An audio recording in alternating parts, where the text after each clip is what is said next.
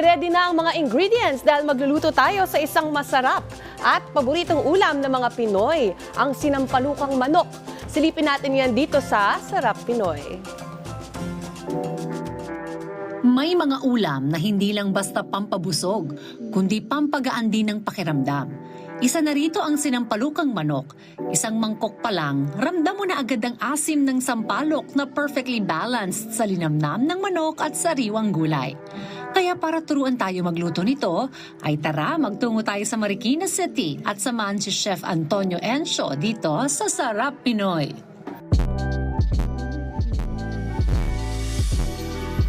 Cooking oil, garlic,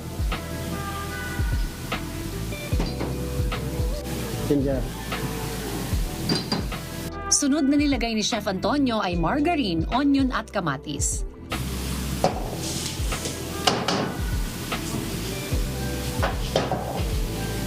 Sampalok,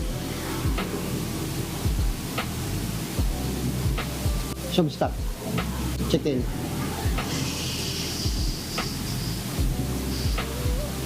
Next na nilagay ni Chef Antonio ay ang pre-cooked chicken na una niyang niluto kasamang metchin, chicken cubes at all-in-one seasoning granule.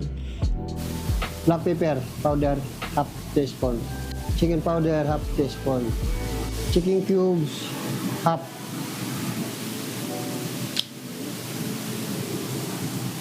patis, half cup, sinigang powder, radish. Para lalo pa itong lumasa at magkaroon ng kulay ay sunod na nilagay ang siling haba at sitaw. Mga 10 minutes. Okay. Ngayon, tapos na yung sinampalukang manok. Tatansuin na natin sa mangkok.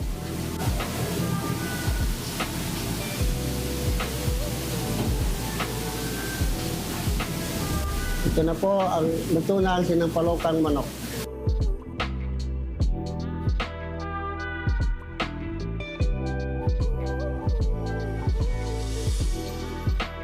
Mainit-init, maasim-asim at perfect pang second round ng kanin. Ito ang sinampalukang manok, isang simpleng putahe na kayang magdala ng buong pamilya sa hapagkainan.